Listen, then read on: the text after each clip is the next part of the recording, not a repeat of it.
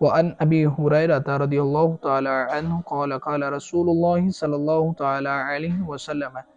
الایمان بدع وسبعون شعبۃ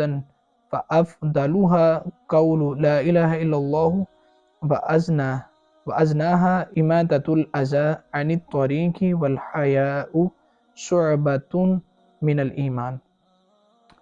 روایت ہے حضرت ابو ہریرہ رضی اللہ تعالیٰ عنہ فرماتے ہیں کہ رسول اللہ صلی اللہ تعالیٰ علیہ وآلہ وسلم نے ارشاد فرمایا، ایمان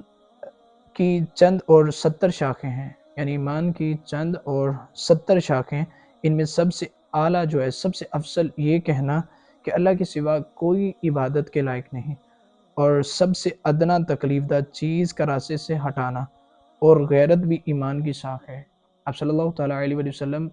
کی جو حدیث مبارکہ ہے، اس کا مفہوم یہ ہے کہ سب سے افضل جو ہے اس بات کا یقین کرنا، اس بات کا اقرار کرنا کہ اللہ کے سوا کوئی عبادت کے لائق نہیں، اور ادنا یہ ہے کہ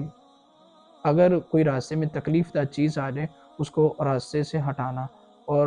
غیرت یہ بھی ایمان کا حصہ قرار دیا گیا۔ کٹ کرتا ہوں۔